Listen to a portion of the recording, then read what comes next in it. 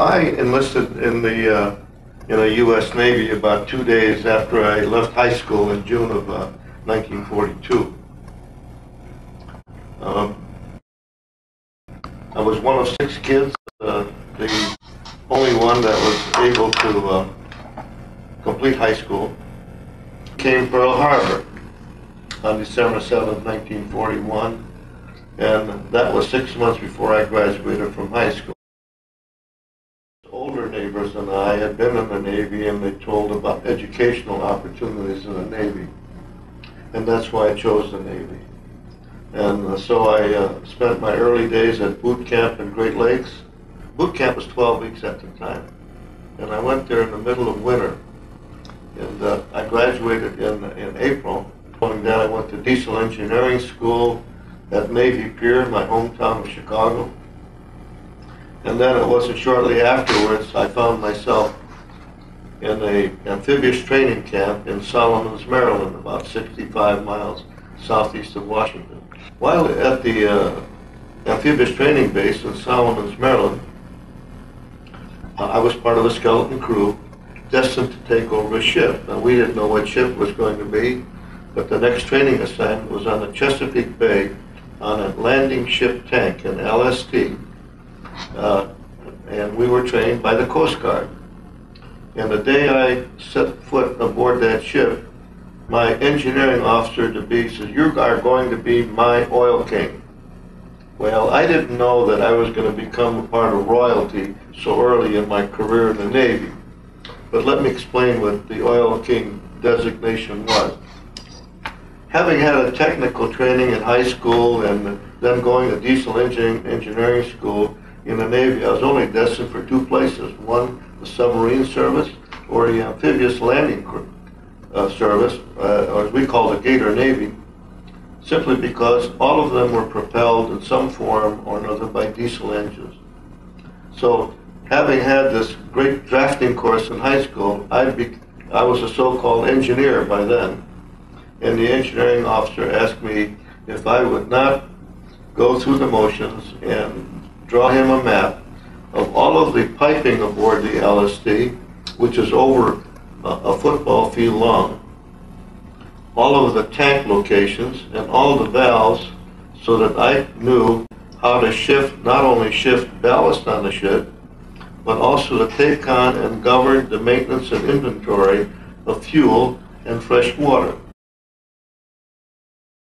From Solomons, Maryland, we, as a skeleton crew, were sent to Evansville, Indiana, where the rest of the crew was assembled, and we helped commission a landing ship tank, fabricated, assembled, and sailed out of Evansville, Indiana. We sailed it down. We didn't sail it down the Ohio. We had a skeleton crew of merchant seamen and tug masters and tugboats that helped us sail down the Ohio River and the full length of the Mississippi to New Orleans. And we only sailed during the night, and tugboat captains were transferred on a daily basis because each of them had limited knowledge of the Mississippi, and we wanted to be sure that we got to our destination. Well, by this time, I was a machinist mate second class. It was a rapid advance. I'd only been in the Navy for maybe less than a year, but through testing and I guess tenure at that point, I was second class machinist mate.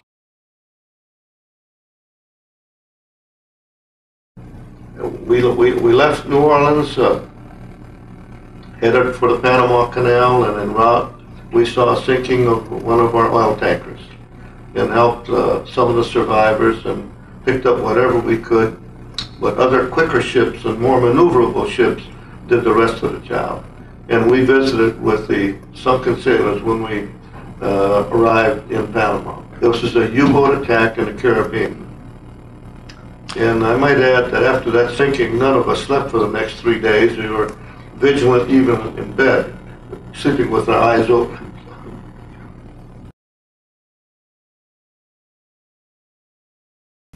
And our next stop, 92 days later, was Bora Bora, which is in the Society Islands. And in convoy, The LST probably had a top speed of about 8.5 knots.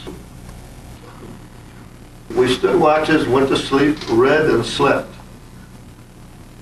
And most of the watches, as in my position on the ship, I didn't stand a watch because I was on call at any time, 24 hours a day. And when we did get to shore, my first duty was to fill the ship up with fresh water and replenish our fuel. So for the first day and a half, I was a busy guy, while everybody else may have gone out and had some fun. Most people say it must have been a luxury cruise. And this day, Bora Bora is a wonderful island that everyone goes to visit. When we arrived there, I think, possibly sometime maybe in December, all the buildings, if you could call them that, had thatched roofs, had mats for floors. They were on stilts, and most of the Polynesians were raising pigs, chickens, and ducks at the time. But they were some of the happiest people that we've ever met in our lives. And we went there to fill up with water and fuel oil. Apparently, the strategy of logistics of our war machine had provided those principal supplies for ships of the Navy. From Bora Bora, we went to Samoa, and then our next battleground we went to in the Southwest Pacific was Guadalcanal. This was after the Battle of the Coral Sea and Iron Bottom Bay, when the first battles of the Navy. We did engage in the mop-up operations and the invasion of Bougainville in the Solomons, and that was our first taste of combat. We moved troops and supplies. Marines usually at that point were infantry. Those were our passengers on most of the trips into combat. In between, we were used as a cargo ship because an LST could disgorge us. We called it Gator Navy because we're on land and sea, and our ship could crawl up onto the shore and disgorge tanks, trucks, artillery, and manpower. So we carried just every conceivable cargo that we possibly could from one island to another in our hedge hopping process across the Pacific.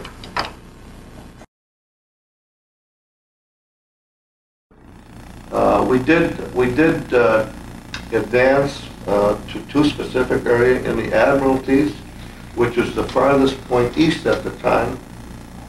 And I can recall that there were two big islands near New Guinea called Truk and New Britain Island. And they were the Pearl Harbor of the Japanese Navy. This is part of the hedge hopping process in the Navy. So we hit an island maybe 250 miles east of there. Again, an opportunity to provide our forces with a supply base. We knew we could get there. But the only passage that we had to go to a forward island in the Admiralties was between New Guinea and Truk. So it was general quarters for about 3 days. With very little sleep, we skirted around in order to provide some preliminary supplies. And we thought we were going to invade an island. And we carried New Zealanders and Australian infantry to this island. It was a light resistance.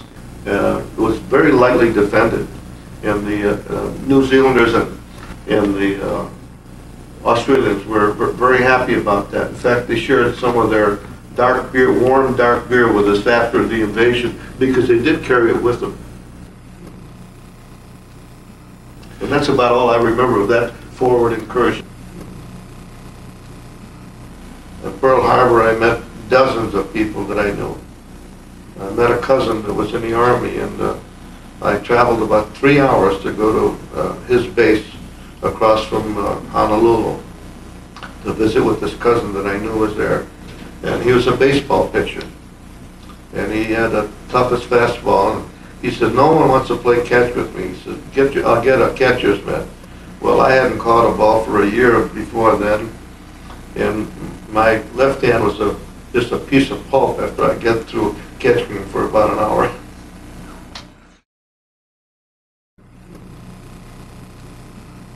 One of the worst experiences I had, it was a non-combat experience, and it happened on May 21st, 1944, in a place called West Lock, an annex to Pearl Harbor.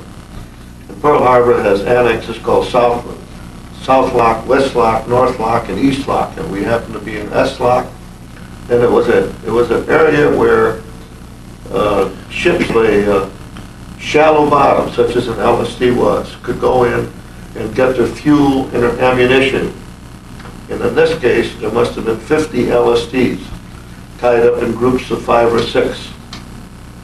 In our case, we were the outboard ship, and the inboard ship caught fire. It not only caught fire, it exploded. The second one caught fire, exploded. The third exploded. The fourth sunk, and we were the 6th ship, and we were able to survive.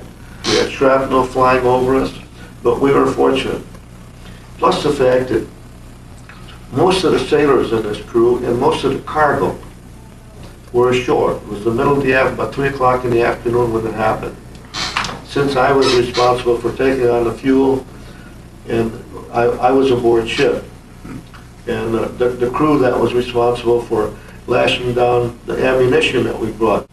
But my executive officer at the time could see what was happening, and he immediately summoned me to start the engines along with one of our enginemen, and we got the crew members to untie the ship, and he just took us away. We started the engines, and we gradually drifted away.